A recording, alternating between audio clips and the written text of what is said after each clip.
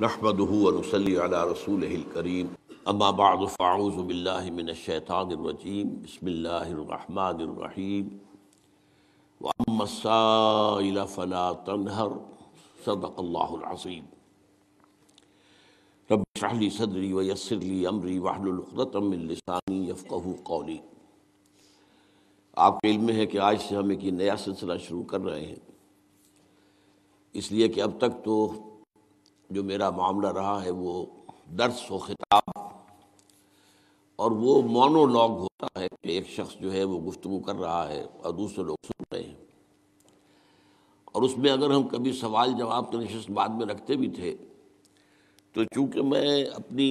جو اصل قوت ہے وہ ایگزہاسٹ کر چکا ہوتا تھا درس میں یا خطاب میں، تو ان سوالات کے جوابات میں نہ تو میری طبیعت اس طرح حاضر ہوتی تھی کہ اطمینان کے ساتھ اور ذرا ٹھہراؤ کے ساتھ اس کا جواب دے سکوں، اور بعض اوقات یہ ہے کہ کچھ چڑچڑاپن بھی طبیعت پر طاری ہو جاتا تھا۔ یہ معاملہ سوال جواب کی نشست میں ہو جانا بالکل ایک فطری سی بات ہے، اس لیے کہ سوالات بعض اوقات خود بھی چبھتے ہوئے ہوتے ہیں۔ وہ سوال بغرض سوال نہیں ہوتا، بلکہ بعض اوقات وہ سوال بغرض تنقید یا بغرض اعتراض یا بغرض استہزاء بھی ہوتا ہے، تو اس کا ایک رد عمل بھی طبیعت پر ہو جاتا ہے۔ بہرحال اس میں کوشش یہ ہوگی کہ آپ کے سوالات آپ کو پورا اطمینان بھی ہو کہ آپ کا سوال صحیح سامنے آ گیا ہے۔ بعض اوقات وہ ہمارے پاس لکھی ہوئی چٹیں آتی تھیں تو کوئی چٹ رہ جاتی تھی تو بعد میں لوگوں کو اعتراض ہوتا تھا کہ ہمارے سوال کا جواب نہیں دیا گیا۔ تو آج سے ہم جو نظام بنا رہے ہیں وہ یہ ہے کہ سائل جو ہے سوال کرنے والے وہ یہاں روسٹرم پر آ کر سوال کریں گے خود۔ البتہ اس میں ذرا رسک ہم لے رہے ہیں، بعض اوقات بعض حضرات جو ہیں وہ پھر گفتگو لمبی شروع کر دیتے ہیں، وہ تقریر کا انداز ان کا ہو جاتا ہے، وہ بہرحال سوال و جواب کی نشست میں نہیں ہونا چاہیے۔ سوال یہ آپ کی اصل میں مہارت کا جو ہے امتحان ہے کہ سوال جو ہے سادہ ہو، مختصر ہو، بات سمجھ میں آ جائے، ایک دو جملوں میں سوال کر دیا جائے، یہ نہیں کہ اس کا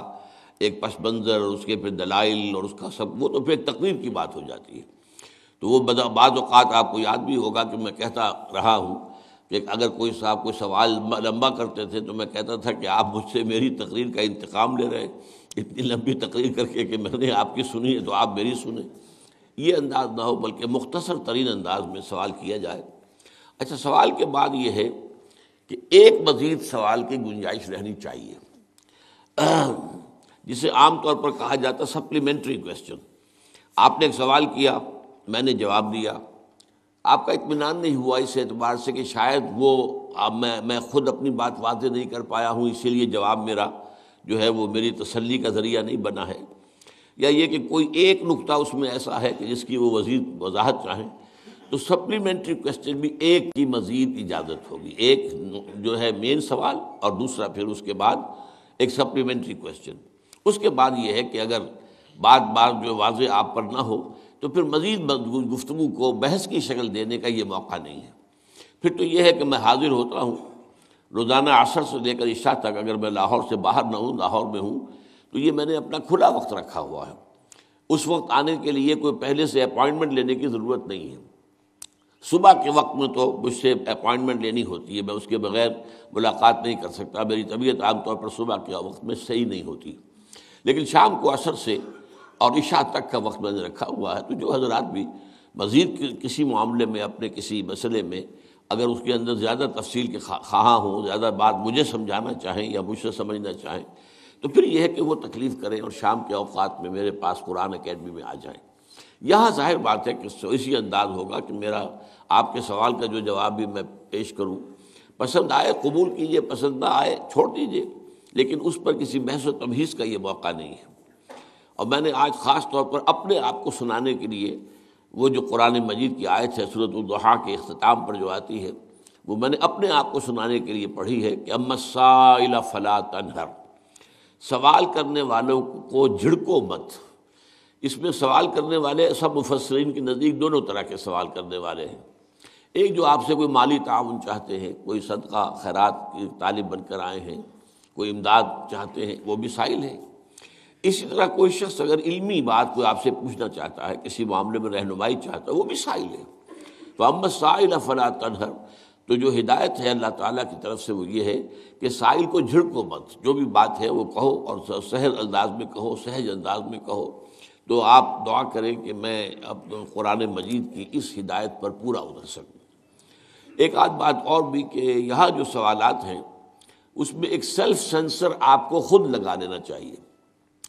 پہلے یہاں ہوتا تھا کہ عزیز عارف رشید یہاں بیٹھے ہوتے تھے تو وہ کچھ چٹیں چھوڑ جاتے تھے۔ اس کی وجہ کیا ہے کہ بارہا میں نے کہا ہے کہ میں مفتی نہیں ہوں، فقہی سوالات میں نہیں چاہتا کہ مجھ سے کیے جائیں، اور اگرچہ میری رائے ہوتی بھی ہے بعض اوقات، لیکن میں وہ رائے دینا نہیں چاہتا، اس لیے کہ میں فقہی اختلافات میں اپنے آپ کو انوالو کرنا نہیں چاہتا۔ اصل میں یہ جو چیزیں ثانوی ہیں اور ان کی حیثیت جو ہے دین میں بنیادی نہیں ہے، اختلاف کی گنجائش ہے، پھر وہاں اختلاف بھی ہوتا ہے۔ اس مسئلے میں فقہ حنفی کا مسلک یہ ہے، اہل حدیث حضرات کا موقف یہ ہے، اگرچہ ہمارے ہاں دوسری فقہ نہیں ہے، لیکن یہ کہ فقہ حنبلی ہے اور فقہ مالکی ہے اور فقہ شافعی ہے، علیحدہ علیحدہ موقف ہے۔ تو یہ چونکہ مختلف فی ہے فی الاصل بھی، اس اعتبار سے ان کو بیان کرنے میں پھر یہ کہ آدمی کے اوپر لیبل لگ جاتا ہے کسی بھی جو ہے وہ فقہ کا۔ اور میں جو بھی کام بنیادی کر رہا ہوں دین کا، کہ جو اساسات ہیں، میں ہمیشہ یہ کہا کرتا ہوں کہ جو لفظ آج بدنام کرنے کے لیے اختیار کیا گیا ہے مسلمانوں کے فنڈامنٹلسٹ،